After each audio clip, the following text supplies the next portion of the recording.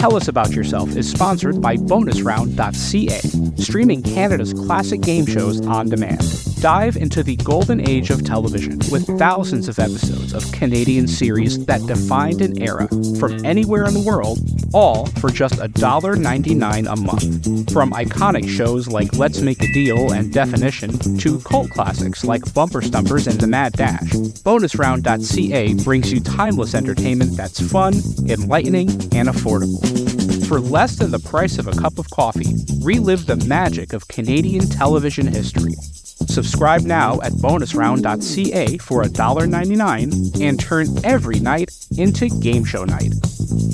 By Game Show Forensics. Join host Robert McKee and his crack team of forensic game show scientists as they take you on the deepest dives imaginable in a quest to analyze the most detailed minutiae of game shows nobody else dares to, or cares to, investigate. Nothing is too whimsical for examination, no semantics too absurd for the research extremists at GameShowForensics.com. Parental discretion is advised. And by The Inn at Leola Village. Nestled in the heart of picturesque Pennsylvania, the Inn at Leola Village is a sanctuary of luxury and relaxation. Indulge in the timeless beauty of their historic suites, each meticulously designed to transport you to a bygone era of elegance and grace. Experience the culinary delights of their award-winning Italian restaurant, where every dish is a masterpiece crafted from the finest local ingredients. From romantic getaways to corporate retreats, the Inn at Leola Village offers a haven for every occasion.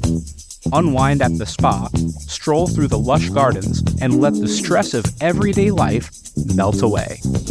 Make your reservation today at theinnatleolavillage.com or call the front desk at area code 717-656-7002. The Inn at Leola Village, an oasis of luxury.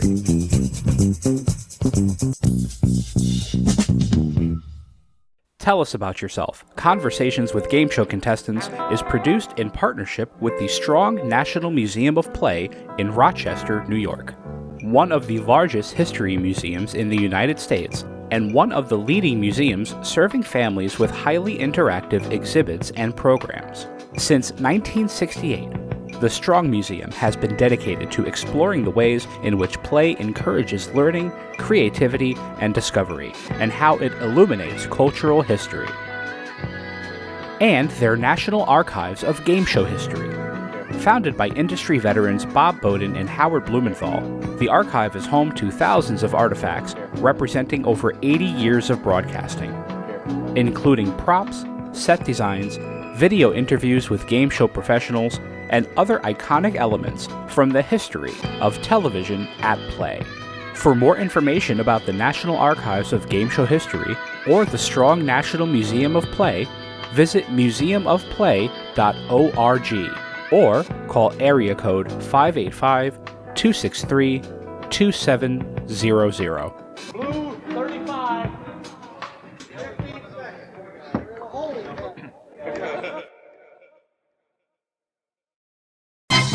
We've met before, but let's meet again. Tell us about yourself. What else can you tell us about yourself? Perhaps you'd fill us in again and tell us about yourself.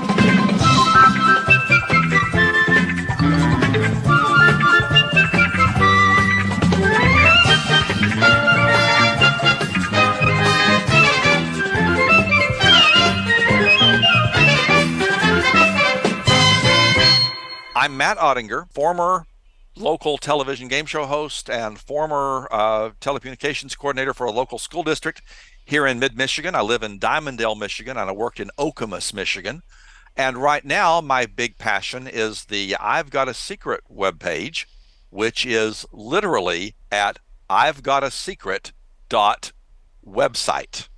I'veGotASecret.website will take you to my I've Got a Secret website. Congratulations on your retirement. How is it treating you? How are you treating it? So far, so good. There are a great number of things that I kept saying, well, when I have more time, I'll do this. And when I have more time, I'll do that. And I'm starting to be aware that I have more time now. And it's just a matter of, well, which of these things am I going to do first? We may be talking about some of them before we're done today. I hope we do. I Yes. do. I just need to make sure I'm on the right microphone. Let's do that. Yeah, we're good. Okay. You sound good. Oh, perfect. No, you know what? I record my audio separately in Audacity behind the Zoom window. And that's what I kind of sweeten once I put the episode out. Because Zoom audio, I notice, and it's a very joyless thing. Whatever Zoom uses to cancel out unwanted audio or unwanted speech doesn't do well with laughter. If I laugh, you don't hear it. And I feel like that's such a shame. So just in case we're funny, I'm recording on Audacity. Well, there's little chance of that, but we'll see what happens. That's right. What's the first thing you ate once you retired? First thing I ate, like the first notable thing. My goodness. Well, I tell you what, part of my retirement, this was spectacular. The entire school district worked together to create baskets. And I mean, each individual school made a gift basket with all of my favorite snacks and all of my favorite things and all of my favorite gift cards. So I ended up with mountains of all of those things. It was just a spectacularly generous thing. I'm still going through a lot of it a month and a half later. And I believe the first thing I did, as Midwestern as it sounds, was I went out to Outback Steakhouse. Oh, wonderful. Bloomin' Onion. I'm not an onion fan, but I love their steaks. And, sure. And it's my favorite place to go. And, you know, when it doesn't cost anything, it makes it even better. There's something comforting about Outback Steakhouse. Years ago, I must have been this was between the ages of maybe 11 and 13. There was a period where my dad and my brother and I were going out to Outback Steakhouse maybe every 2 weeks. And we'd get the same thing. I get the Prime Minister's prime rib. I don't even know if that's still a thing on the menu. I think they have prime rib. I don't think they call it that. Yeah. I used to love it. And I have very fond memories of those times, because it was always around sunset, between 6 and 8 p.m. It was kind of, my wife and I call it orange time. We went out during orange time. Sure. And I just have a lot of wonderful memories of Outback Steakhouse. Not even the food, just the time spent there. As a family, we did not go out to dinner a whole lot when I was younger. But one of the first places I remember going was Outback. I think, I couldn't prove this out. I'm sure you could look it up to find out when it was founded. But I think Outback was just getting started. And I was just getting started to routinely go out to dinner, and Outback was a magical place. Wonderful. Yeah. Part of the process of doing these second chance episodes, and by the way, thank you again for agreeing to round 2.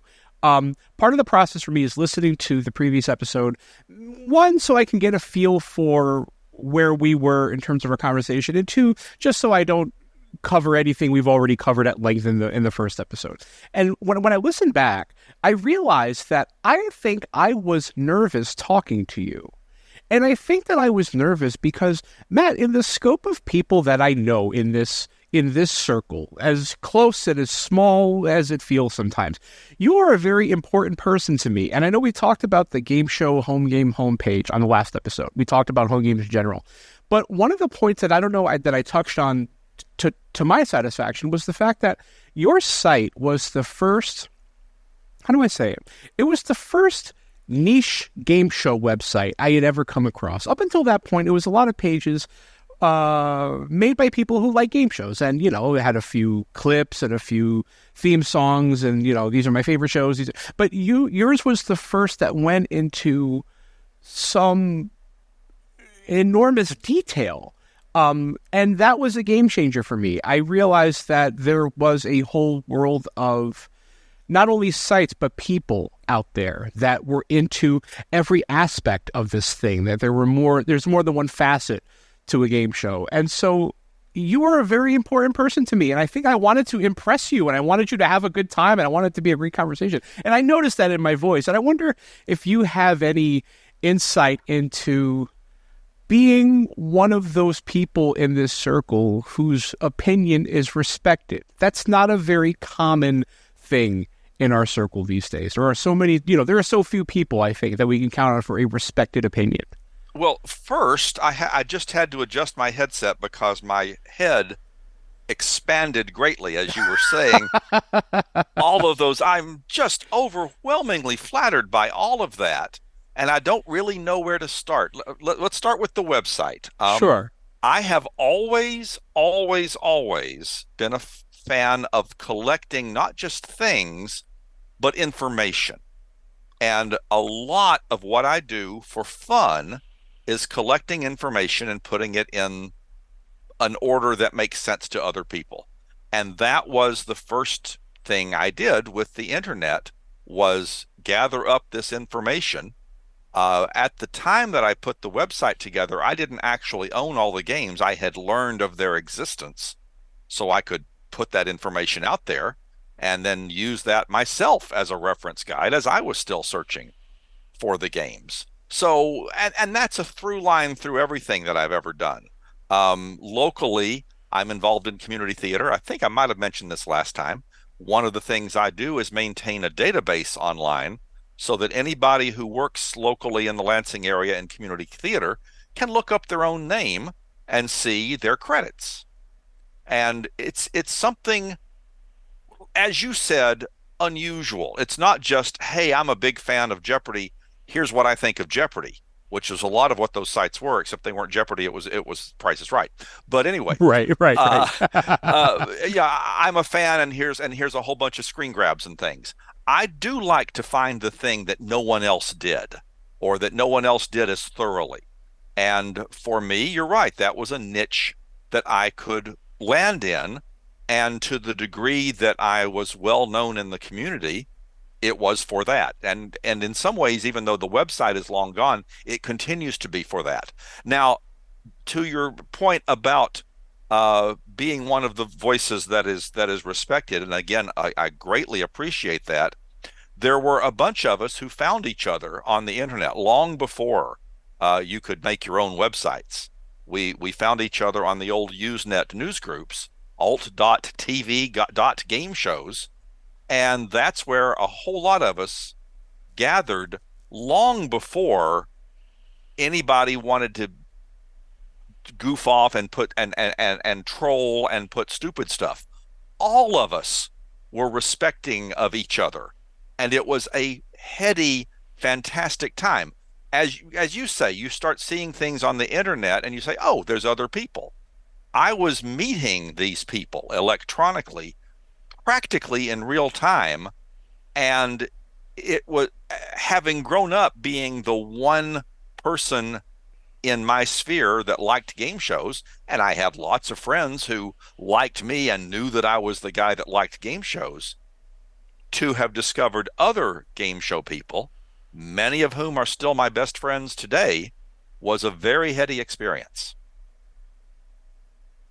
I can imagine it was, and it was for me as well. It took me a long time to become chummy with a lot of the people that I talk to now. You know, a lot of the people in the online game show fan sphere, and you know who I'm talking about. We all, we're all in the same group. A lot of them existed for me as webmasters, as people who ran different sites. Chris Lane had his website about 80s game shows. You had the home game page. Mike Klaus, who was tvgameshows.com. Brad Francini was Game Show Central. Like, these were all I almost knew them the way somebody might know a group of authors. You know what I mean? I just knew their style. You know, I knew their style. I knew what they were about. I knew what they were interested in. I knew what they weren't interested in, and I knew what I could count on from them in terms of content, in terms of material. One of the, and this is just a quick aside. One of the things I love, this was a pure joy of mine.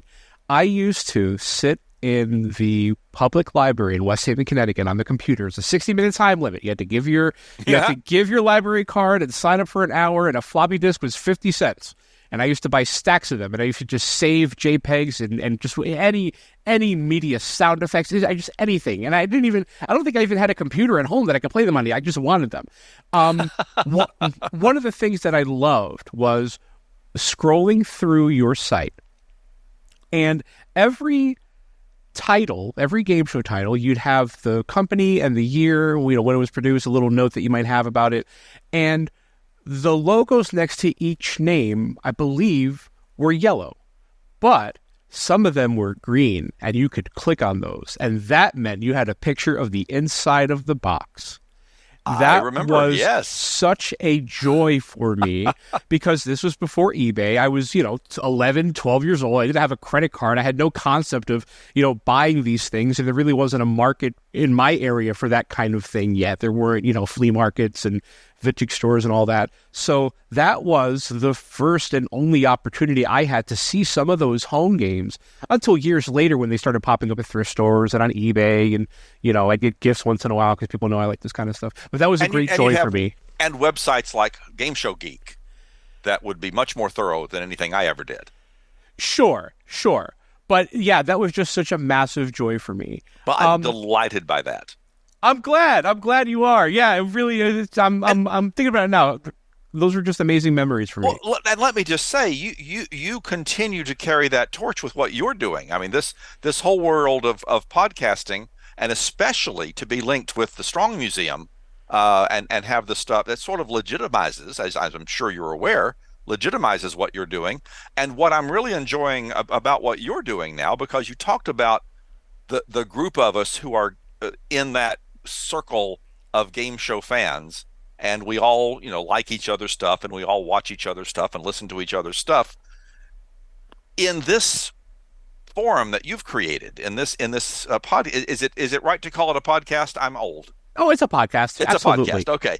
In this podcast you've created, you have gone beyond that core group of game show fans, and you have brought us people who aren't necessarily aware, and almost certainly are not aware of what a fandom there is. The Manhattan thing, the interview you did with the Blockbusters guy, he couldn't possibly have known all these years later that there are people who are obsessed with that all these years later. He was tickled by it. I bet. He was tickled. Yeah. And it had to be fun for him I mean, there were certainly tragedies, but it had to be fun for him to relive that experience with a knowledgeable person asking him questions about it. Well, thank you very much. That is very nice of you to say, and I that is a great honor for me. Well, very good. One of the things that I like about doing this is what you said. Expanding the sphere a little bit. I think that, and I think it's for good reason, the game show fan sphere, as it exists on the internet, is relatively closed compared to other fandoms. And I think that, I guess I don't know why. I think there are several reasons why. I think that there's a new generation of game show fans that maybe doesn't understand or appreciate what we understand or appreciate, or maybe they do in a different way. And I also think that there's another subcategory of game show fans who think that the sphere exists so that they can take media out of it. They can, ask for things to be posted and things to be shared and there's not really that understanding that it's not that kind of thing. We're not sitting here happily throwing game show episodes back and forth towards each other. And when things are rare, they're rare for a reason. It's not, not everything is for immediate consumption, immediate public consumption. Right. But it's been interesting to see that sphere expand a little bit. There is another subset of that generation of game show fans who have the passion that you had for game shows when you were that age, that I had for game shows when I was that age, but their frame of reference is so fascinatingly different. I know so many people who listen to the show and read BuzzerBlog that have no frame of reference in terms of The Price is Right. And Bob Barker, just that guy doesn't mean a whole lot to them compared to Drew Carey. That is their Bob Barker now. To me, it's fascinating to see that shift.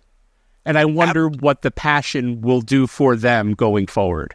Absolutely. I mean, you think that Drew Carey, that's an astonishing thing to think that Drew Carey has been the host of the show now for 17 years.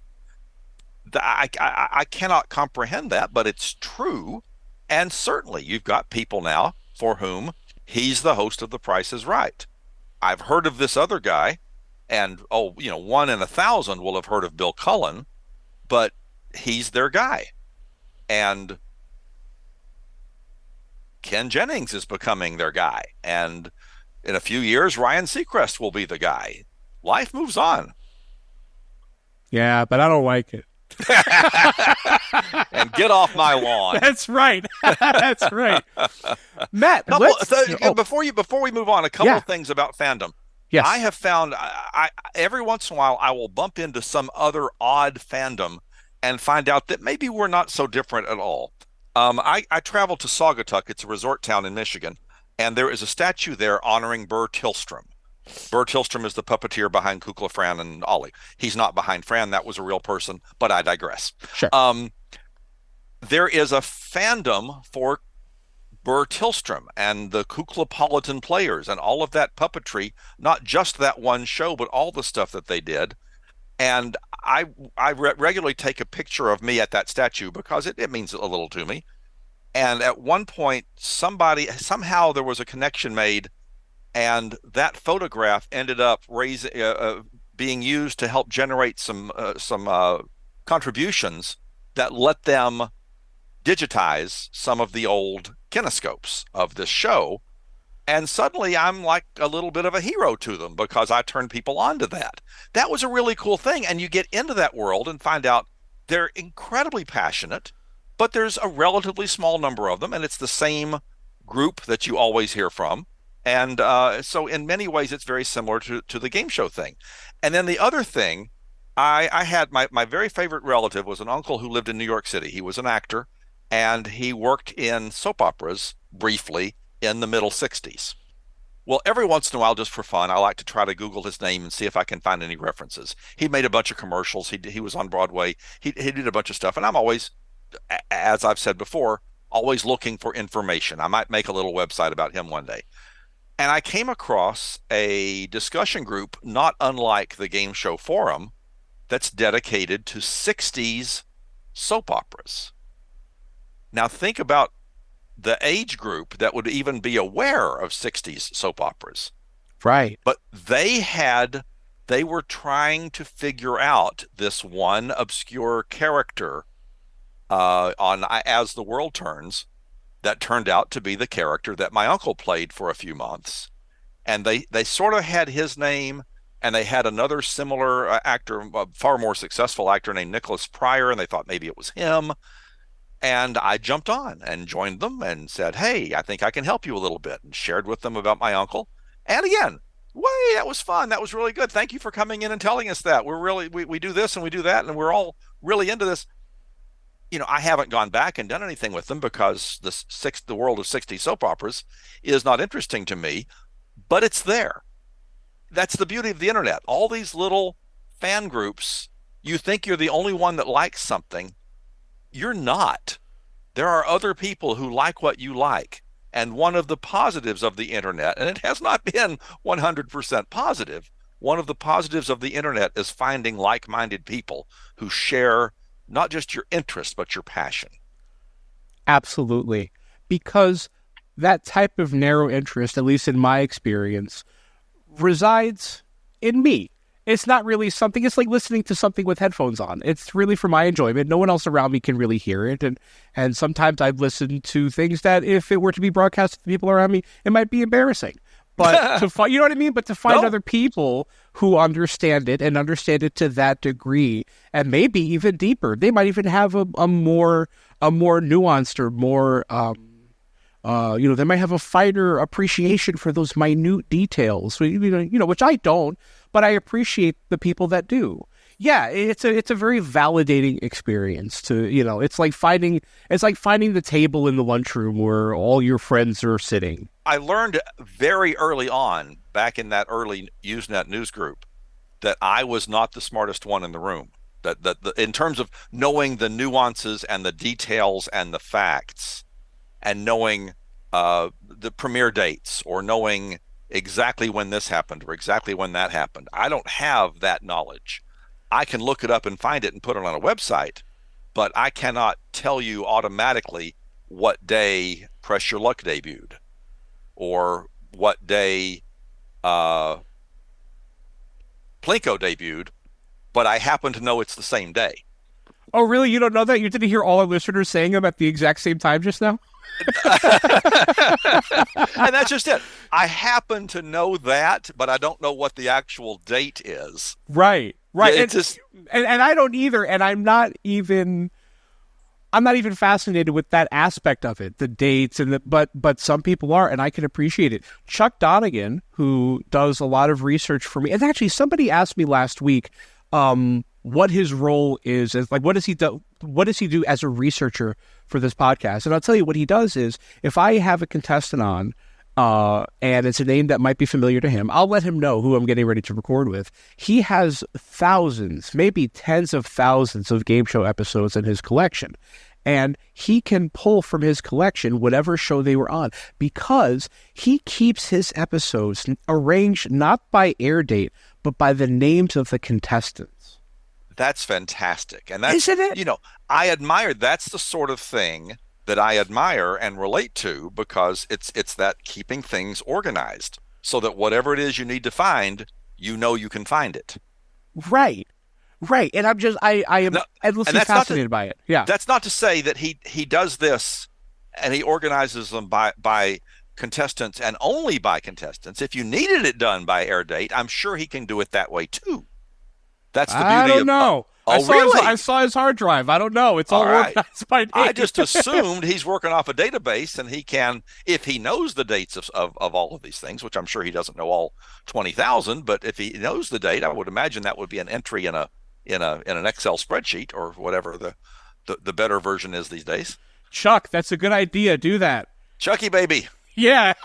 Love Chucky baby. He has helped me out many times. He has helped me out many, many times. He is an angel. And the fact that he organizes his collection in that way makes me feel like he was put in my path for a reason. He came into my life when I was 14 or 15 years old. All right, this is going to be a quick story. Okay. This is going to be a story about the first time I skipped out on a tape trade. Oh. So it was with Chuck Donegan. It was a 2-hour trade. And for anyone listening who doesn't know this aspect of the fandom, which if you're listening, you probably do, but just in case, back in the day before YouTube, we used to trade episodes of game shows on VHS. People would have either websites or they'd have spreadsheets that they email you detailing their collection. And you'd pick, for example, with Chuck, I picked 2 hours of stuff I wanted from him. He picked 2 hours of stuff he wanted from me. And we would go out and buy a blank tape, record the stuff, make these kind of primitive VHS mixtapes, mail them out, and trade tapes. And you can amass a pretty cool collection that way. And sometimes people would have kind of rare stuff that, other people would want, and they trade. It was fun. Sure. I was 15 years old. And the thing here is that Chuck did not know that I was 15 years old. He didn't know I was a kid. Okay. Chuck is however old he was. I don't know offhand, but he was older. Closer. He was older than 15. Closer to my age, yeah. Right, probably. And he didn't know that I had gotten grounded in the middle of our tape trade. Oh, I snuck out to see WrestleMania on Halloween in New Haven, Connecticut, at the New Haven Coliseum. I got found out, and not only did I not get to go trick-or-treating that night, I also got grounded for the entire week. So I used to take the city bus to the mall to buy blank tapes. That's how I would get my stuff. So I couldn't do that. I was stuck at home. And there was no TV, there was no nothing, and no computer. I had no way of letting him know, hey, by the way, I'm 15 and I got grounded. I can't make your tape. So he sent me the tape. I didn't get to watch it until a week later. And I never made the tape. Oh, and my goodness. I felt terrible about it. And once in a while, he would send an email and he would say, hey, just wondering about the tape. No rush, just curious, because Chuck is just such an incredibly he's always friendly. He'll never not be friendly. Sure. And I was scared. So I never answered the messages back. And his email, the name that the message would come from would always coincide with whatever holiday was coming up. So it was, at that point, it was Happy New Year. That was the name that the email would be sent from, and he would change it.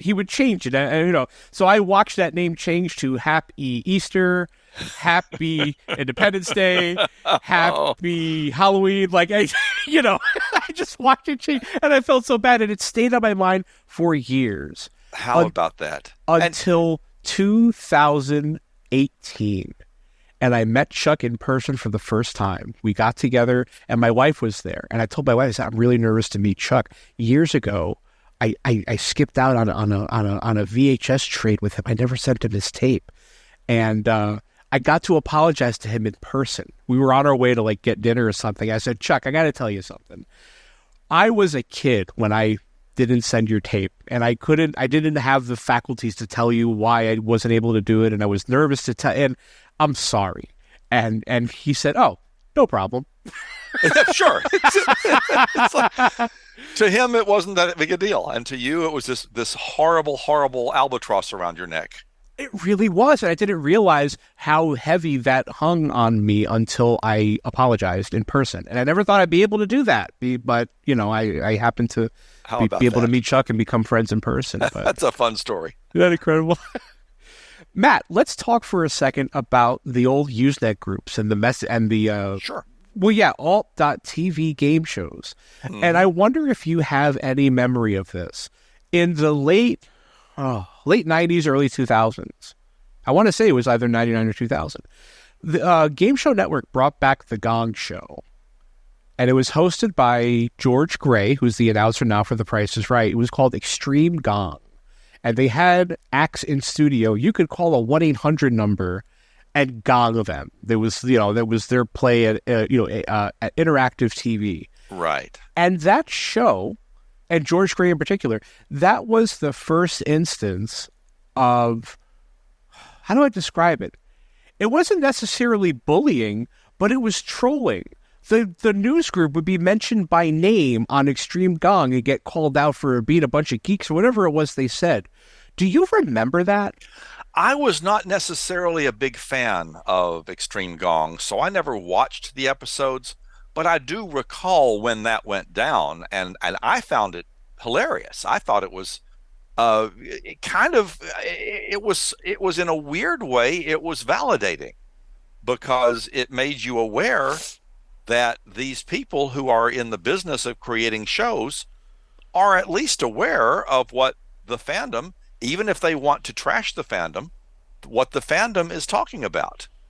I found it all a very positive thing, but again, I was not really hung up on the show, so my feelings weren't necessarily in a position to be hurt. Sure. Yeah, I remember a lot of, and I think I joined the online game show community right as soon as those news groups were sort of fading away in favor of, GeoCities and other message boards. But I remember that still being a sore spot for a lot of people, that, the ATGS was getting bashed on. But I think back on it now, and I wonder if that's, and I think it might be, the first instance of the real life game show world making contact with the internet game show world. Sure. I think that's a very real thing. And, that first step we talked about, that you start finding other fans like you. And then obviously the next step is, however you want to think of it, going from that to the real world of professional game show people. In some cases, like you say, it's the fact that you suddenly become aware that this real show, as real as a game show original from 1999 could be at that point, being aware of your existence. But the other part of that is a great number of the people who were part of the original Usenet Alt TV game shows group were young people who wanted to be game show professionals themselves, and quite a few of them were successful in that pursuit. And I find that really interesting, that someone could have been trading comments with me about how often a player gets negative on a Jeopardy, to suddenly producing, not suddenly, obviously, it's a career thing, but producing game shows There are several friends of mine who have been somewhat successful, and others have been successful to lesser degrees, and some just have a credit or two that they can take credit for. But this all started as a result of this little quirky thing before the internet really was the internet the way anybody thinks of the internet today. Right. And that's a great point that you make, that so many of the people who we've engaged in discussion with have gone on to enter that world in real life. And it's almost against all odds because, and I wonder if this has ever been your experience, Matt, but back in the day, and it doesn't happen now because I think I'm an adult and there are other adults around me who are very validating of other adults' aspirations and ideas. But back in the day, I would mention that, I want to be a game show host. I want to work in game shows one day. People would scoff. People would laugh at it because to people who don't know this sphere the way we do, it sounds kind of silly. Yeah, it does. You know what I mean? And so, yes, for so many people to have made that leap into the real world of game shows and TV entertainment, it's fascinating. That doesn't happen in so many other spheres. I don't think there are so many classic movie fans that end up becoming directors or producers or actors. Maybe some of them do, but I don't know that it's with such as great a success rate as we have here. No, and you're absolutely right. There are some that do. Quentin Tarantino is a name that comes to mind, who was a huge fan who worked at a video store and is now one of the world's leading directors. Yes, we've certainly had some successes. We've had some successes who then don't participate in the fandom anymore. And I've had them tell me this, that the way it works is you get successful and you start working on these shows, and you can't go back and enjoy the fandom, whether it was the old alt TV game shows or even the modern versions of the game show forum, because your peers and colleagues are checking it out. The people who make the game shows, for a while, certainly, absolutely, because I've had this told to me, were seeing what the fans had to say. I think it's very well known that The Price is Right would routinely peek in on Golden Road to see what the fans were saying. Sure. Not that they necessarily had to do what the fans suggested they do, or be upset because a fan was upset, but there's an awareness of that world in the real world. So if you're in the real world, it's really better if you don't participate in our little fandom world. And I've had multiple professional people who started out in that fandom world tell me that. Privately, they're still the biggest fans in the world. They just don't post on social media. Sure. I don't know that discussion is necessarily a requirement for being in that community. It's great to sit around and lurk, as they say, and read the message boards and kind of view the discourse from as a bystander, as opposed to as a participant. Matt, let's talk about what you've been doing since your retirement. Let's talk about the archive, the website. Tell the folks at home what you've been working on. Well, the project that's kept me busy, and frankly, it's been keeping me busy since COVID. It became my COVID project, and only in the last year or so has become public, which is my intense deep dive into I've Got a Secret. And with your audience, I don't have to stop and explain what I've Got a Secret is, but it is kind of an old thing, and a whole lot of younger people don't necessarily see why this should be something that's fascinating. Right. But it has just absolutely consumed me to the degree now that I am going through every single frankly, I have gone through every single episode that has been publicly shown in modern times through Game Show Network or Buzzer or what have you. Detailed information, episode guides, checklists, cross-referenced, re-referenced, unreferenced, every guests and panelists and histories and just all sorts of things. And it's endlessly fascinating to me, and I try to make it at least somewhat fascinating to other people. It's a fascinating show. And I think that is one of the perfect panel shows of that era for a bunch of reasons. One, I think the format is so wide open. A secret can be anything. A guest can be anyone. And the panel, I think, has this unrivaled chemistry that I don't even think, the three regulars on What's My Line could hold the candle to the chemistry and the camaraderie of the I've Got a Secret panel. Them's fighting words. Really? Because there are still lots of people who prefer What's My Line to I've Got a Secret. So I don't say that in front of them. But the most important thing to understand about I've Got a Secret is that I've Got a Secret is not a game show. So right now I suggest that all the listeners who are game show fans move on to something else. Right. No, Good night, everybody. no, wait, that's silly. This is going to be interesting. No, it was a variety show that masqueraded as a game show. You're right about the panel.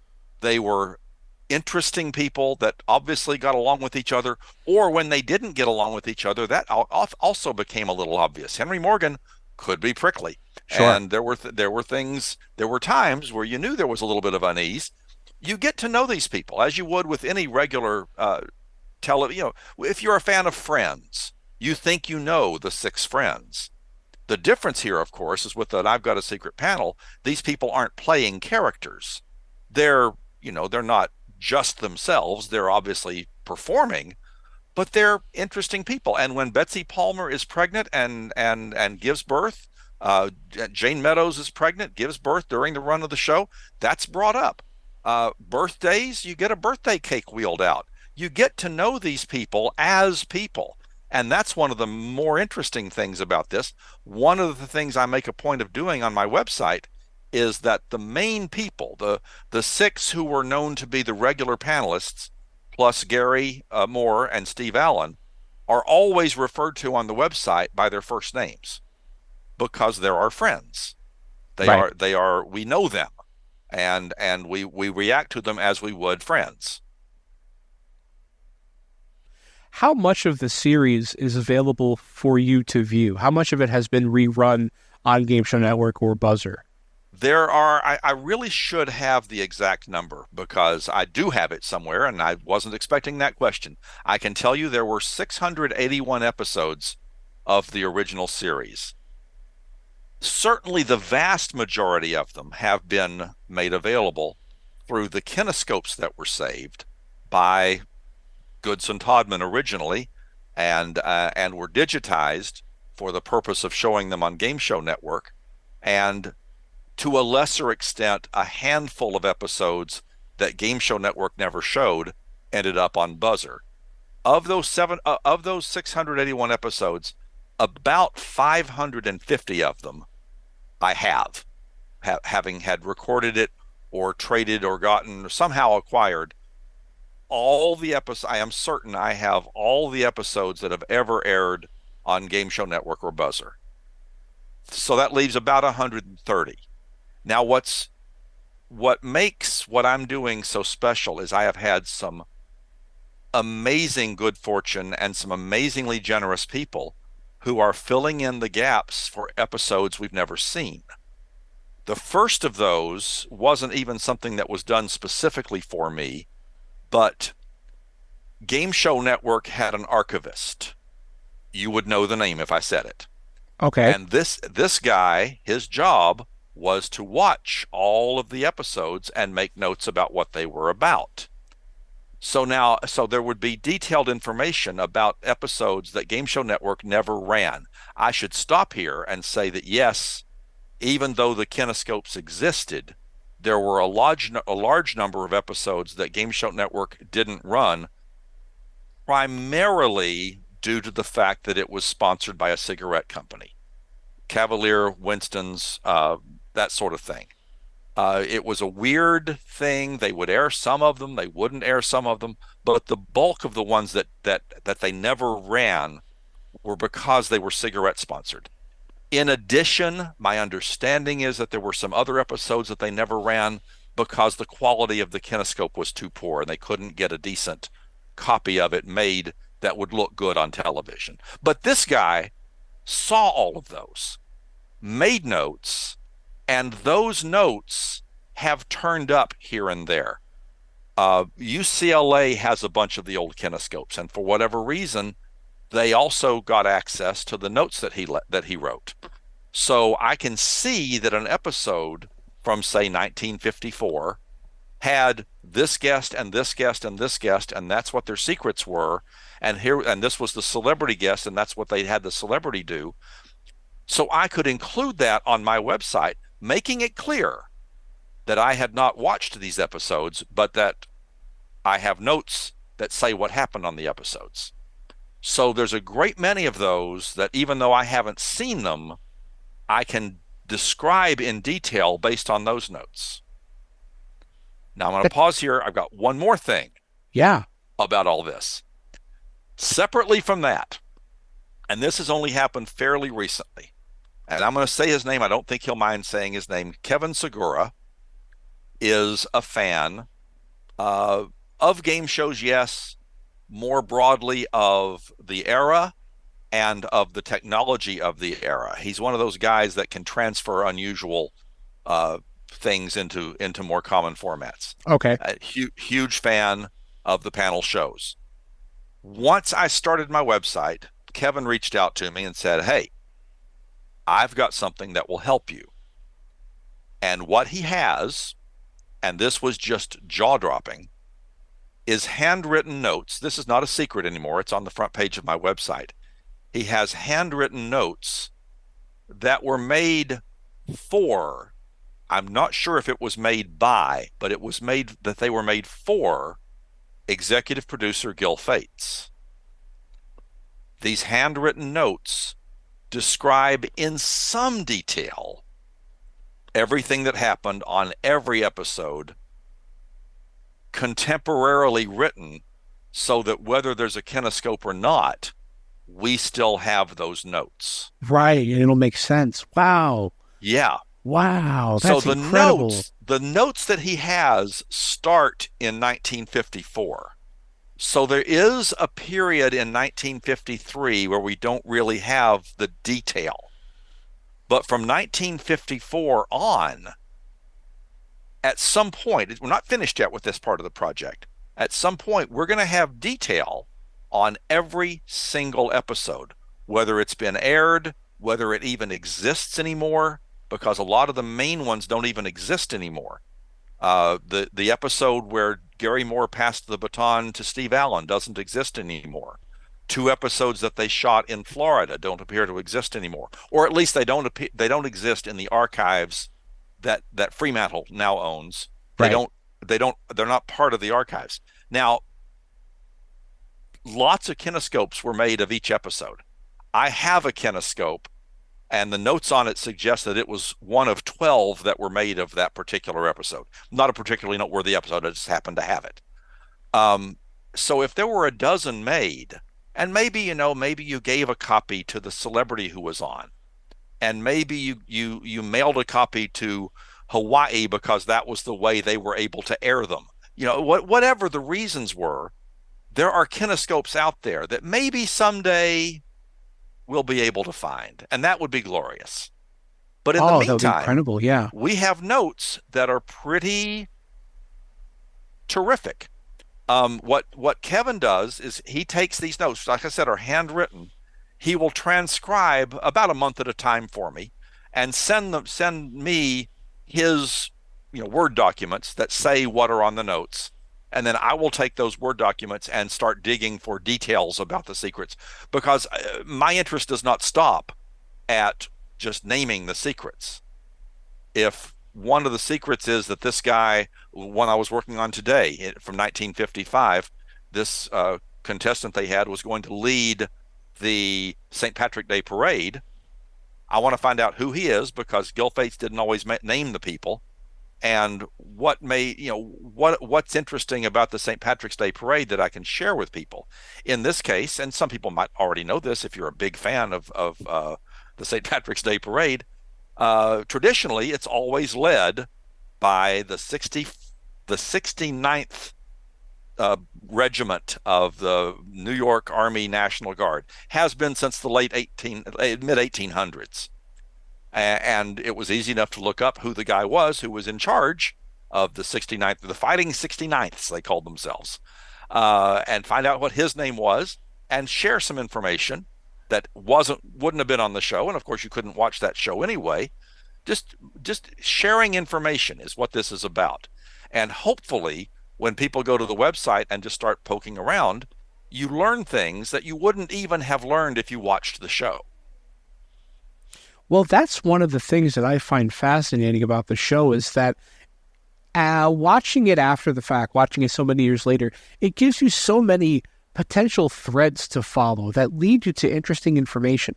One of the things that I love in terms of finding potential guests for this show, and it hasn't been too successful yet, this particular aspect of it, but I've Got a Secret featured a lot of young contestants, young inventors, young performers, young people who had a secret. They loved having kids on the show as well as adults. Right. And some of those are, some of those kids really made names for themselves. One of the, and now that I'm thinking of it, it might have been What's My Line, but I think it was I've Got a Secret. She might have been on both. I think a lot of contestants made the transition to both shows. If it was I've Got a Secret, that's the terrifying thing. I'll know. So go ahead. I forget her name, but she was a young pool player, and she became one of the most famous female billiards players of all time, one of the most successful, most decorated, whatever the term for that is. And again, she might have done both shows because a lot of people did. The person you're talking about is Jean Belucas. That's her. She was 6.5 years old when her episode aired on September 5th, 1966. Her secret was it was a show with kids, and the idea was what the kids did on their summer vacations. And her secret was, I gave pocket billiard exhibitions and instructions. And the first thing I say on my page about her, Jean would become one of the dominant figures in the sport, running up an extraordinary string of championships before walking away from the game in the early 90s. That's what I do. Right. So it's fun when you mention somebody like that, and I can say, yep, I can call that right up. The other people on that episode were somebody who claimed to be a professional bullfighter, although it turned out, of course, not on the show, but it turned out that person was lying, he was conning people into thinking he was a professional bullfighter, and a little 8-year-old boy who was in the musical Annie, Get Your Gun. I remember the episode, and I tried to find her, and she's a little hard to contact, but she was on my list of potential guests for the show, and she's still there. And I would love to talk to her. There's a thing about how she became, I want to say, fairly jaded about that world. I think it might have had something to do with being a woman in a male-dominated industry, which of course was a problem for a lot of women back then. Sure. But I don't know, and yeah, she's my age. She's a year older than me. So you should find her. Oh, here's hoping. Absolutely. Yeah. There are certain moments in game shows from that era that I see pure beauty in. And one of those moments occurred on I've Got a Secret, and the guest was Soupy Sales. And I'm sure you can fill me in on the context of it. But Sure. He performed a dance with 2 African dancers on stage. And I think that it played silly at the time, but there was something so surreal and beautiful about that. I think that there was an element of inclusivity in it that I don't know that there were too many white and black people dancing on TV at the same time back then. I think that it was an introduction to a culture that their audience maybe wasn't incredibly aware of or familiar with. And again, maybe the silliness of it is lost on me, but I found it unbelievably enjoyable. It was, and it's one of my favorites as well, although there are elements of it that today, in the modern way we look at other cultures, might be considered a little iffy. Right, insensitive. A little insensitive, but yeah, this This was 1960. By the way, we could do a whole show just like this. You set me up, and I'll tell you the story. Any episode, anything you remember about I've Got a Secret, I will call it up and I will tell you the story. You know what I love really quick? Every guest I've had for the Second Chance episodes has had an idea for a spinoff. I love it. I wanted to be special. Happen. I'm gonna make them all happen. I promise. So here's the thing about that. What we're talking about now is the New York World's Fair, 1964-65. Huge thing. Lots of cultures showing up. I've Got a Secret just went ballistic all about the World's Fair. Right. Dozens of shows, not necessarily the entire show, but something they would discuss something and then Gary would mention, oh, and we found this at the World's Fair. So this was the gag here, and even the gag is delightful, is that these were the Watusi, the African culture, the Watusi, what we refer to now as the Tutsis. They were known as the Watusi, and the Watusi was a fad dance in America in the 1960s. And the gag was that Soupy Sales was teaching the Watusi to Watusis. Okay, which is just delightful. That's lovely. Yeah. How did I word it? There's something I said about it. Yes, Soupy and the Tutsis performed the Watusi to the great culturally appropriated delight of the audience. Right. Because you have to recognize through modern eyes that maybe that was sort of wrong, but it was fun. And sure. And that's part of this world. One of the things I make a point of saying in my explanation of the show of the site is that it's like, here it is as it is. I don't make judgments about it, and what I say is that it's a fascinating cultural time capsule. It's what I say is baseball and boxing were the two biggest sports in the land. The two most indispensable sources of information were the daily newspaper and the telephone book. It's such a different world. The older generation didn't get modern music. They made fun of them. We had Russia. We were fighting them in space, and maybe the fight was going to get more serious, But on the other hand, it was also an era where all the female contestants were Mrs. Husband's first name. You were Mrs. George Miller. You weren't Mrs. Ethel Miller. And cigarettes were just everywhere. And African Americans, at least on television, were virtually nowhere. What I say in the page, this isn't sugar-coated nostalgia. It's what happened. So it's very important to me that we show and explain and describe. And yes, the Watusi thing is delightfully funny in the context of 1965.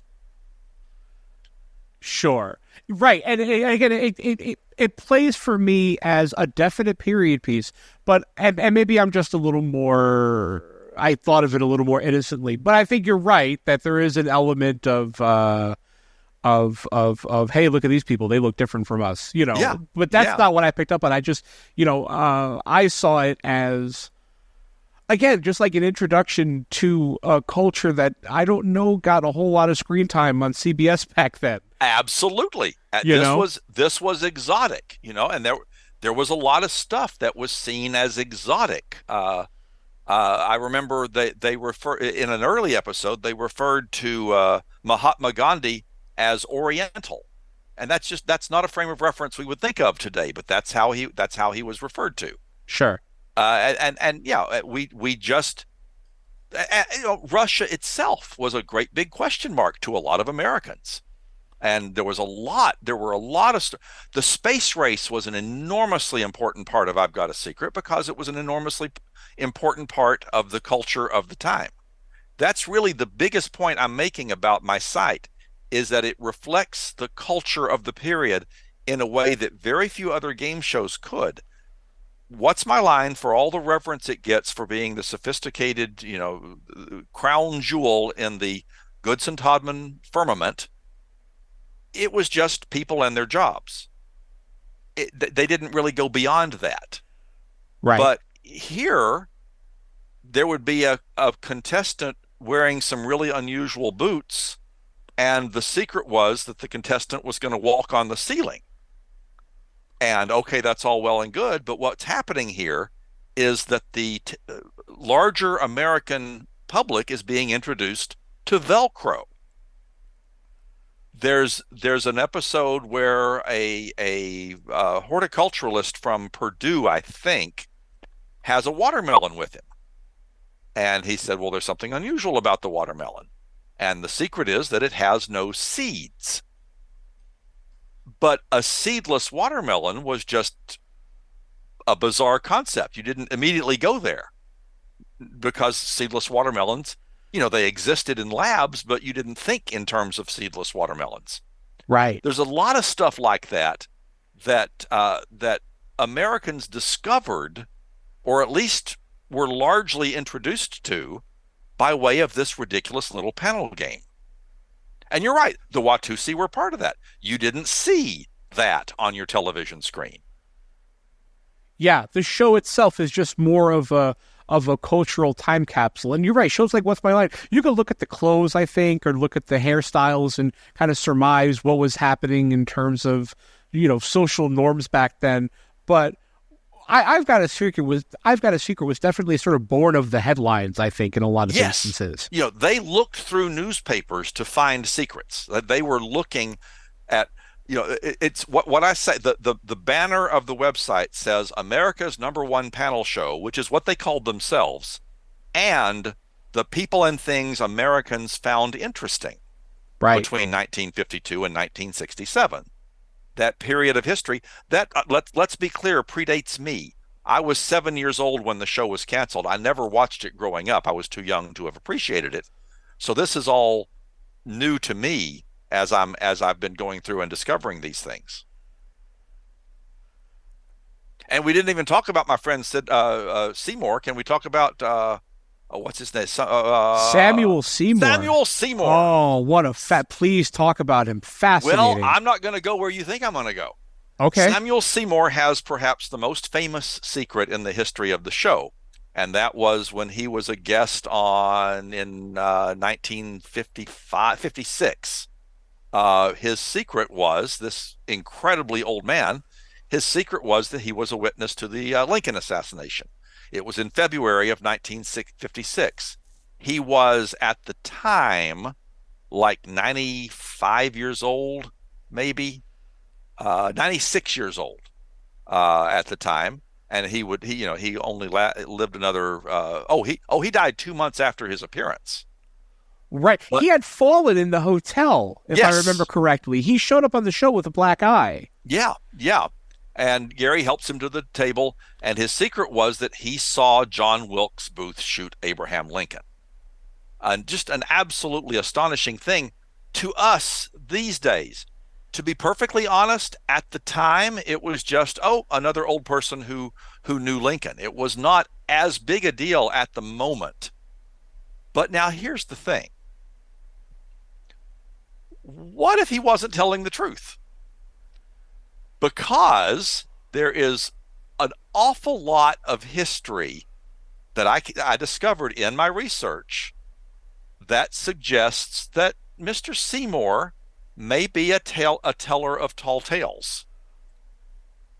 Just for starters, he never told the story at all in public to anybody until like 1954 or something. It was 1954. He told the story, at least for the first time in print, to a writer for a supplement magazine called The American Weekly. Right. This writer would go on to have great success as a ghostwriter of memoirs. So this is someone who could take somebody's tale and spin it very well. Right. So, and there's more. Our friend Mr. Seymour, in 1952, there's a newspaper article about a 90-something carpenter, that's our Mr. Seymour, who claims he never missed voting in an election since he was old enough to do so, and says that his streak was almost broken 45 years ago when he suffered from malaria, but that against his doctor's wishes, he was carried to the polls on a stretcher to cast his ballot. That's a great story. But wow, that's a really great story. And this same guy also tells a story about being in Ford's Theater at the time that Lincoln was shot. Right, very colorful life. The guy's obituary in 1956 listed 6 other incidents that could have led to an earlier demise, a very strange thing to include an obituary. Among them was falling off an oyster boat in the dead of winter, using arsenic instead of flour to make muffins, a brick falling on his head when working in a well, and surviving when his ship was struck by lightning and split in half. God, it's like Forrest Gump. Yeah, this is a guy who just really likes to tell stories. And in 1950, in the mid-1950s, you couldn't prove any of this, and you didn't really want to prove any of this or need to prove any of this. One of the things about I've Got a Secret, and for that matter, a lot of the Goodson-Todman shows, To Tell the Truth was also very guilty of this, is you took a lot of what the contestant gave you as a story at face value because it made a good story. It made a good game. Whether it was true or not was not necessarily really important. There is, he went as an infant with other adults who are mentioned in the story that he tells in the originally published version. None of these people ever said that they had. There are books about witnesses to Lincoln's assassination. Nobody in his sphere ever turns up. The only thing we have to go on is this guy telling us that it happened. So right. There's a very strong possibility that either he's making up a fun story, or that maybe his brain is addled at age 95 and he doesn't remember things quite correctly and thinks it happened to him. But it's just really interesting to me that this guy, and it's the first guy, anybody who has any knowledge of the show, it's the first thing somebody will say. That's the show where the guy that saw Lincoln get shot was on. I'm saying he might not have. Okay, I'm done. Wow. Well, okay. So this is a whole lot to unpack. Let me tell you a similar modern story that's absolutely, provably not true. Please. Very famously, the whole saga of Catch Me If You Can and Abagnale, the guy who was the con man, who has the story about how he was such a good con man. He pretended to be an airline pilot and did this, and he pretended to be a doctor and did this, and he studied to pass the bar exam and became a lawyer and did all these crazy things, and it became a book of his, and it became a movie, and it became a Broadway musical, that this guy was the greatest con man of all time because he had done all these things. And the first jump of attention he got is when he appeared on To Tell the Truth in the 70s saying all this. Right. And we just said, wow, what an interesting guy that he did all these what a great con man to have successfully done all these cons. Well, what we're realizing now, and not just now, we've known it for quite some time, is he was conning us about those cons. That none of it was true. The stuff about being pretending to be a pilot and pretending to be a doctor and pretending to be a lawyer, none of that happened. He lied about being a con man. But To Tell the Truth didn't care. They just had him on because he told this really good story about what a good con man he was. And we know effectively as a fact that none of that is true now. But it didn't matter. Do you know how close I was to interviewing Frank Abagnale for this podcast? Would that have been fascinating? At the last minute. You know what? While you were talking, I pulled up the email. At the last minute, he decided not to. In modern times, he's been a lot more uneasy about making public appearances because he gets called out for it. Right.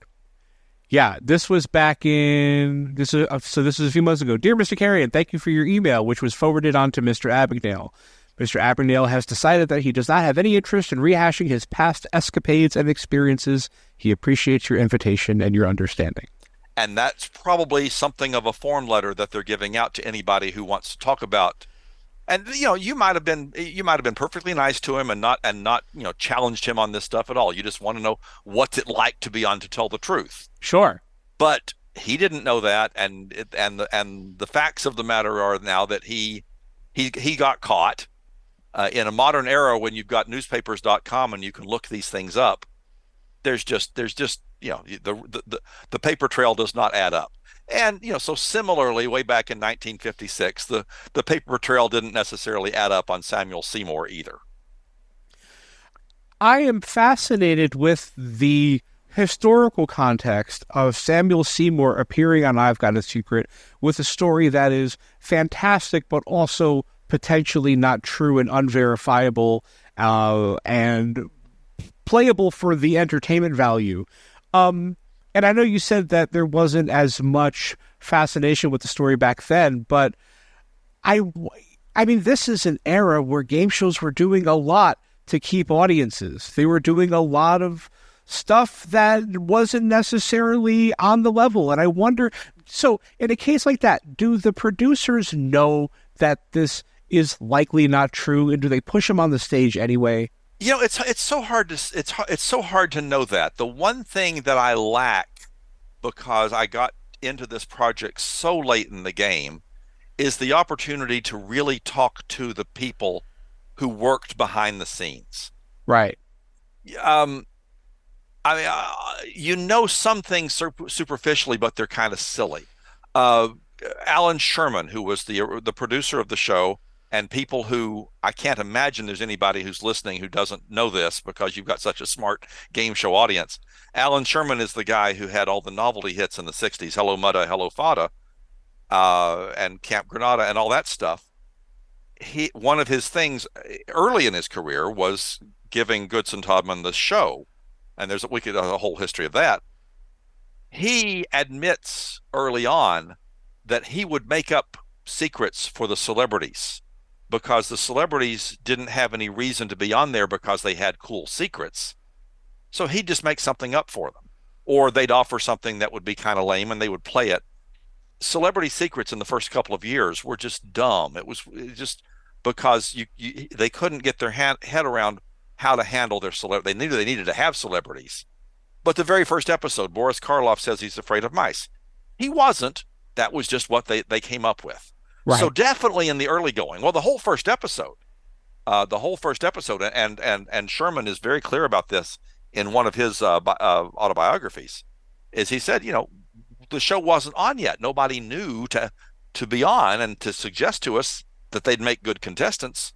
So we just had to we just had to call people in. The first episode was their friends. Was like the very first secret was a female contestant who said, "My husband snores."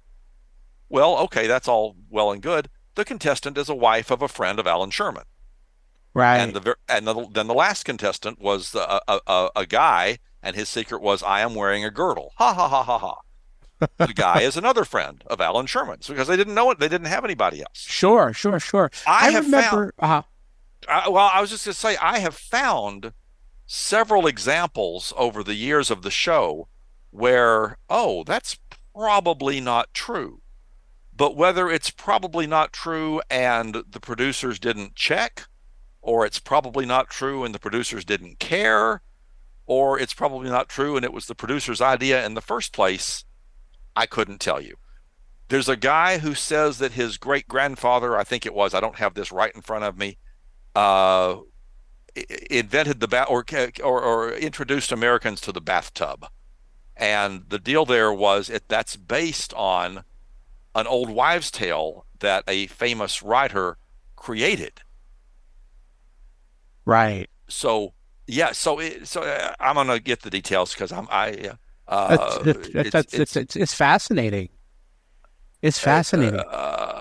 Yes. My great-great-grandfather built the first bathtub in the U.S. in 1842. And it's the story of Cincinnati's Adam Thompson being the first American to take a bath. It's a colorful, entertaining story.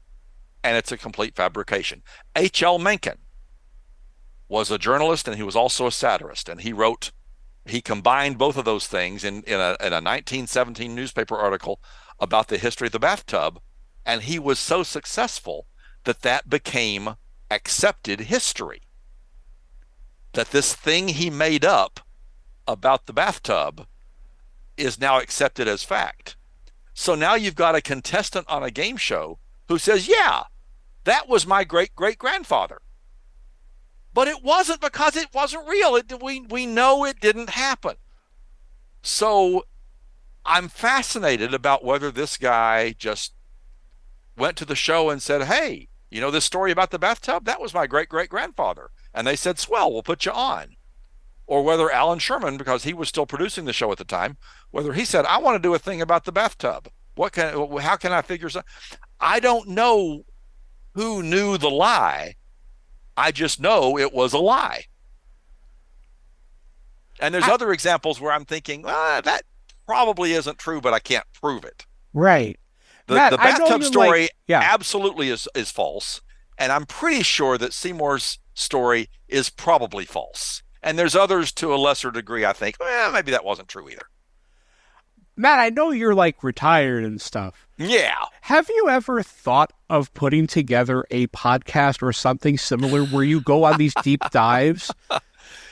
I think the website is really scratching all the itches I need to scratch when it comes to I've Got a Secret, although it is lovely that you've been kind enough to let me talk about a few of them, because I have discovered fascinating things. I was absolutely fascinated when I learned that Steve Allen almost became a U.S. congressman. Wow. That doesn't get a whole lot of play anymore. But back in 1965, there's this one episode where Henry Morgan is the guest host, and Steve's nowhere to be found. And I said, well, that's very interesting. I wonder why Steve was out, because Henry Morgan made a joke about it. He said, Henry Morgan at the time said, I am probably the only guy in show business my age and weight who is not running for public office. And it turned out what had happened is that Steve Allen, and there's, newspaper documentation for all of this, Steve Allen was going to run for Congress in Beverly Hills to take the place of the guy who was there at the time, who was a Roosevelt, the son of FDR. James Roosevelt was the congressman for that area. He was going to get a job at the UN, so they needed to have a special election to fill that vacancy. And Steve Allen wanted to run for that vacancy. And with his name recognition, it was pretty much considered a slam dunk that he was going to get elected. But what happened, other Democrats were fighting his campaign because they wanted to be in that position themselves. And back then it was still something you kind of looked askance at a celebrity running for Congress. Right. And they were able to get him on a loophole. Steve was well known as a liberal, but at the time that he tried to run for Congress, he wasn't technically a Democrat. He had not registered as a Democrat. And according to California state law, you had to be registered as a member of the party that you were running for to be eligible to be on the ballot. So since he wasn't a Democrat, he couldn't run as a Democrat. At that point, he thought about running as an independent and thought about challenging it in court. And in the end, he just gave up on it. And a longtime Democratic Party member took that seat instead and was there for a decade or so. And wow. Steve was that close to being a U.S. congressman, and of course would have given up the show. And at the moment that this was all happening, CBS said maybe it would be a good idea if we didn't have Steve host the show for a while until this got settled. As it turns out, it got settled very quickly, and he was back on the next week. But yeah, that is fascinating. What a different timeline that would have been. Because I also think that, depending on how long he had stayed as a congressman, we would have had Was it Art Linkletter that was originally scheduled to host the newer version of I've Got a Secret in the 70s? Right. The original publicity in the trade magazines has a big full-page ad saying I've Got a Secret is coming back and it's going to be hosted by Art Linkletter. And then suddenly in the papers of just like a month or two later, all the stories are about a new version of I've Got a Secret with Steve Allen as the host. The articles never really explain why Art Linkletter was given over in favor of Steve Allen, and all I could do is guess. But yeah, you're right. If he wasn't available because he was a congressman, would Art still have gotten it? Would it have gone to somebody else? Who knows? Interesting. I wonder who else it could have gone to around that time. Richard Dawson comes to mind. I wonder if that wouldn't be the cool thing about Richard Dawson's career, as we move now to the 70s version, for our listeners who may not know, the original version aired on CBS until 1967. Goodson Todman started having some success with syndicating new versions of their shows, like What's My Line and like To Tell the Truth, both of which were very successful in syndication. And in 1972, they decided to launch I've Got a Secret as a weekly show with Steve Allen hosting. And here now we get back to Dawson. Dawson was the regular panelist. He was on practically every one of the 39 episodes. And Dawson was just beginning that phase of his career, that game show personality part of his career. He had been on the joke show. Can You Top This? Yes, thank you. Right. Can You Top This? As the joke reader, he would read a joke that a viewer had submitted, and then the panelists would try to top it with a joke on the same subject. And he had been on Hogan's Heroes. He was at the time at the time that I've Got a Secret was on. He was a regular on Laugh-In, on Rowan and Martin's Laugh-In. This was the first really high-profile game show job he had gotten. So I'm not sure that Goodson would have been ready to give him a hosting job just yet. But certainly, he did such an impressive job as the panelist on I've Got a Secret that when they decided that they were going to revive Match Game, it was an easy thing to have him be on the panel of Match Game. And of course, that then led to Family Feud. So definitely I've Got a Secret was a good stepping stone for Richard Dawson. I'm not sure whether he would necessarily have been on the short list as a host. Right. I'd be curious whether Bill Cullen would have been. And he eventually wasn't he? They did like a summer replacement version of the show in 76? In 76 for 4 weeks on Right. CBS, a real throwback in many ways. I'm sort of dismissive of it in that it was so set in the ways of the original CBS show that it might as well have been done in black and white, is what I say. Right. The California show had life to it. And, Bill was still in New York at the time. But on the other hand, they certainly, as Adam Neduff has diligently reported, they certainly were thinking about Bill as the host of the new Price is Right. That was certainly a conversation that was being had. And whatever the reasons were, Bill said in an interview that it was money. He joked that the price wasn't right. But whatever the reasons, he didn't get that job. I could absolutely have seen, if Steve Allen wasn't in the picture, having Bill do a very easy panel show that he was intimately familiar with. So that would have been a possibility. But of course, this is all speculation because it ended up being Steve. Yes, and I think we were all the better for it. What a wonderful host Steve Allen was. Steve Allen was a very colorful. Steve Allen knew how to do that show without question. I don't think Steve Allen ever really enjoyed being a host. And I think in all of his books about Steve Allen, the books that Steve Allen wrote about Steve Allen, it's remarkable how little of it talks about the game show part of his career, whether it be I've Got a Secret, which is primarily, in terms of hosting, pretty much all he was known for. But certainly he appeared on all the Goodson Todman shows of the day. I remember him being a guest on the $10,000 Pyramid because I'm of that age. Though that episode doesn't exist anymore, or those 5 episodes don't exist anymore. But he was on game shows a lot. and he never really gave them any kind of credibility in terms of his career. That was an afterthought in his career. Steve Allen, especially, yeah. That 70s series is fascinating too, because they followed very much the same template, and there are some fascinating secrets in there that I also document on the website. Oh, wonderful. I was going to ask if you go into detail on that version as well. I really enjoyed that version of the show. I was surprised because I didn't give it credence originally. I thought it was going to be a kind of a sillier version, and it wasn't.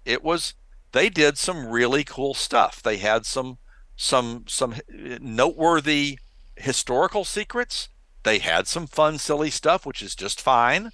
The celebrities, which were a few of them had done the original show, but which were by and large a new generation of celebrities, had interesting things to do. It was very worthwhile, and it was very fun for me to go through. 36 of the 39 episodes are known to exist. Three are missing, and it would be fun to find those. But it was a very interesting set of shows to go through.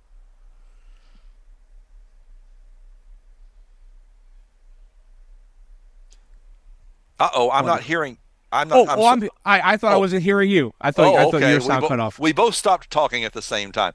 One of the great things on the 70s version, they had the cartoon character Elliot Newtrack. Are you familiar with this? This is my favorite episode of that version of the show. Well, there you go. You go.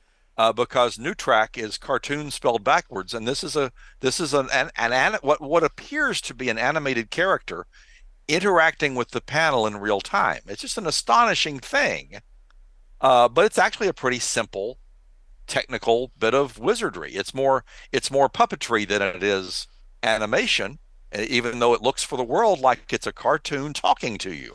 Right. And of course, you and I and our game show friends know that there was this delightfully odd game show pilot called Malcolm, which had Malcolm co-hosting the show with, of all people, Alex Trebek. And it's just the most wonderfully ridiculous thing. And it's another example of that technology. The voice artist who provided the voice of Malcolm was on my short list for guest for the 100th episode of this show. And he hasn't gotten back to me yet, but if he does, I'm going to cut the spread out. But if he does, I'm thrilled. Who is that? Oh, I have his name. Wait a second. I'll find it. I don't think it's David Duran. David Duran was their original guy who was doing it for the company called Anaforms, and is the guy who appears on the I've Got a Secret episode. Right. But I think the Malcolm guy was different. He was, and I got in touch with someone else who apparently is the last performer that still uses that Anaform style puppetry. A few years ago, he was doing a weekly talk show on YouTube, hosted by that character, doing it in the Anaform style. That's exactly it. That's fantastic. Is it still that company, or is that no longer? No, that company is defunct. The one that I got in touch with, I won't say the guy's name, but it turns out I thought he was Malcolm. It turns out he is not. He just happens to be the last person today that's still using that analog / digital puppetry. And even then, he said it was a lot to keep up with. He did a few episodes, but it's doing a weekly puppet show on YouTube, I guess, is a lot of work. Which, don't I know it? To get back to the 70s, I've Got a Secret, you said how that's just one of your favorite segments. Just to give you an idea of how the show evolved, the very next segment on that episode was a guy whose secret was that he teaches in a nudist colony, which is something they would never have done in the original series. Oh, sure. But it's all, very titillating and funny and giggly, which is what they went for, even in the original series.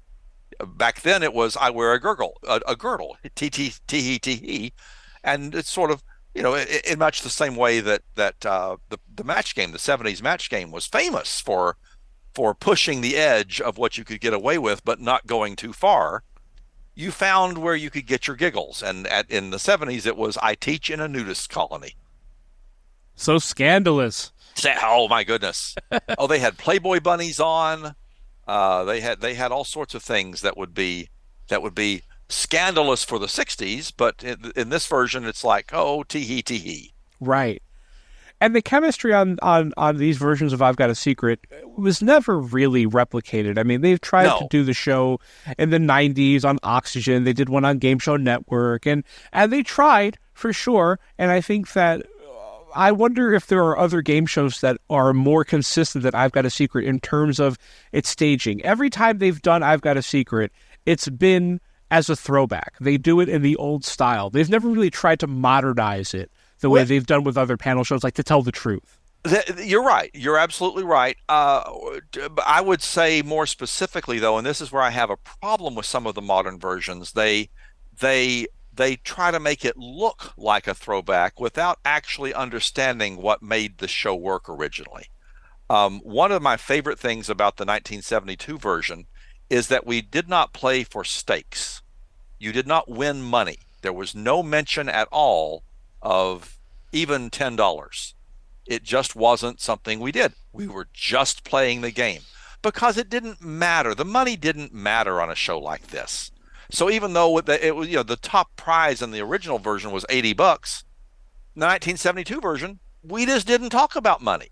You got a fee for being on the show. It was never mentioned. Similar and to some Sarah Coventry jewelry too, right. if I remember correctly. And oftentimes they would pay your way to be on the show, and they'd give you expenses and whatever. And the 76 version the same way. Once it got out of the Goodson hands, everybody thought you had to have a prize. The Oxygen version in 2000, the Game Show Network version in 2006, which, oh my goodness, was so close to being to fitting the mold. You got $1,000 if you stumped the panel, and you didn't get that $1,000 if the panel got it. Well, at that point, why do you want the panel to win? You want the contestant to win the money. So then if the panel is actually good enough that they solve the puzzle, well, you're disappointed that the player didn't win the money. That's a huge flaw when you're giving away money. By the way, there was also a 2023 pilot shot, which again looks very standard old school panel show. It did not appear to go anywhere. They were trying it maybe for Game Show Network, maybe for syndication. And there were some people that you would know on there, including Nikki Glaser as one of the panelists, who has made a bit of a name for herself in modern times. Sure. Her star is rising. She would have been on this panel. And it appears, as far as I can tell, it appears to be that their contestants were people who had something to do with some other celebrity, and part of the game was trying to figure out who that celebrity was. Like I was babysat by Jennifer Aniston or something silly like that. Okay. Who was the host? Do you remember? The host was a woman who was better known as a sportscaster. Her name is Katie Nolan. At this point, she was mostly an NBC sportscaster, sports personality. Studio shows, sideline reporter, that kind of thing. Right. Not known as a comedian at all. So she was the host. 4 comics were the panelists, and all I have are some photographs of it. I do not have the video. I do not know for sure how it was played. Right, but it was shot. There's definitely a celebrity. I have something that I share with a celebrity connection to it. Fascinating. I had no idea. Mean, it's great that it's still in the general, it's around. I don't know how hard anybody's trying to push it now. It was shot in 2023. So we're pretty deep into 2024, and there's not been any motion on this at all. So right. I'm afraid that might not have worked out. Matt, what do you hope people who visit your I've Got a Secret website take from all the work that you've put into it? What do you hope they gain from reading everything that you've written, from reading the episode descriptions and just seeing the breadth of guests that have been on the show and just all that they've done? What do you hope they take from it? Well, first, let me say what I don't care about, and that's the game itself. It never matters to me whether the panelists did or did not correctly guess this secret or that. I rarely mention it when I'm talking about the show. Yeah, there had been sites about the show in the past that would make a point of saying, Betsy Palmer guesses correctly going third, or Bill Cullen guesses correctly going fourth. That's not interesting. That's so just not part of what I'm doing. What I want people to understand is that this series was a snapshot of popular culture.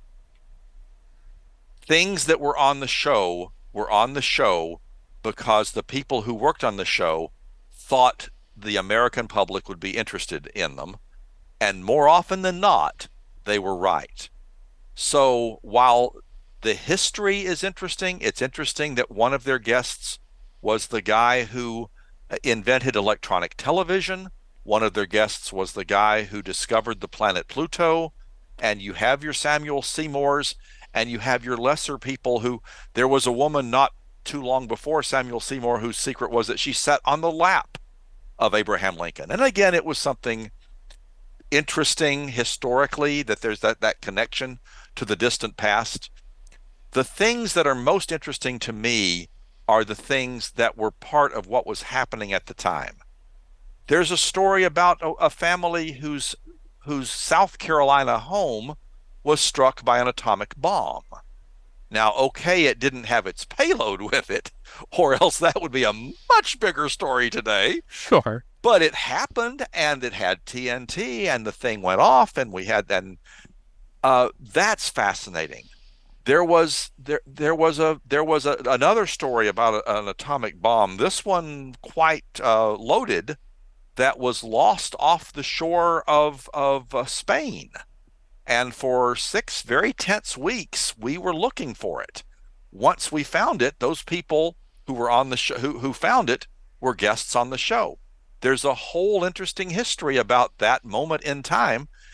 These things have Wikipedia pages dedicated to them because they are of historical interest, but they're still not very well known by the general public. It's also interesting to me the celebrities that were on, especially in the early days. You would not necessarily recognize a lot of these names. Denise Darcell or Brian Ahern, or even somebody like Gloria DeHaven, who actually was fairly well known later in her life. And dozens of other examples of these people who were celebrities. Today they aren't known. Part of what I do on the website is explain in a very short paragraph why they were celebrities, what they were known for. And that is important to me.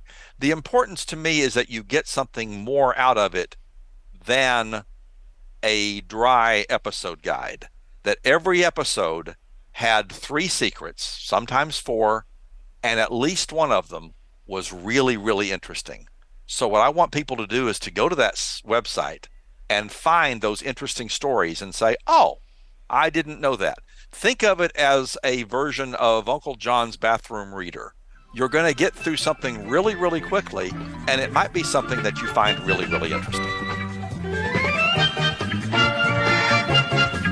Tell Us About Yourself, Conversations with Game Show Contestants, is hosted, produced, and edited by me, Christian Carrion, from my studio in beautiful downtown Lancaster City, Pennsylvania.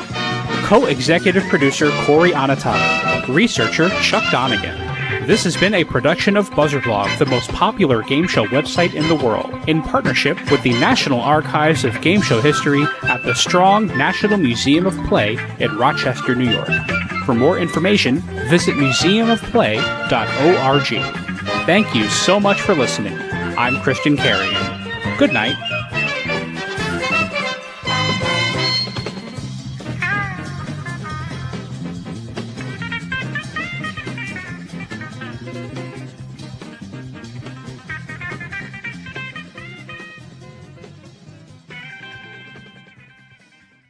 Tell Us About Yourself is sponsored by bonusround.ca, streaming Canada's classic game shows on demand. Dive into the golden age of television with thousands of episodes of Canadian series that defined an era from anywhere in the world, all for just $1.99 a month. From iconic shows like Let's Make a Deal and Definition to cult classics like Bumper Stumpers and The Mad Dash, bonusround.ca brings you timeless entertainment that's fun, enlightening, and affordable. For less than the price of a cup of coffee, relive the magic of Canadian television history. Subscribe now at bonusround.ca for $1.99 and turn every night into Game Show Night. By Game Show Forensics. Join host Robert McKee and his crack team of forensic game show scientists as they take you on the deepest dives imaginable in a quest to analyze the most detailed minutiae of game shows nobody else dares to, or cares to, investigate. Nothing is too whimsical for examination, no semantics too absurd for the research extremists at GameShowForensics.com. Parental discretion is advised. And by The Inn at Leola Village. Nestled in the heart of picturesque Pennsylvania, the Inn at Leola Village is a sanctuary of luxury and relaxation. Indulge in the timeless beauty of their historic suites, each meticulously designed to transport you to a bygone era of elegance and grace. Experience the culinary delights of their award-winning Italian restaurant, where every dish is a masterpiece crafted from the finest local ingredients. From romantic getaways to corporate retreats, the Inn at Leola Village offers a haven for every occasion. Unwind at the spa, stroll through the lush gardens, and let the stress of everyday life melt away. Make your reservation today at theinnatleolavillage.com or call the front desk at area code 717-656-7002. The Inn at Leola Village, an oasis of luxury.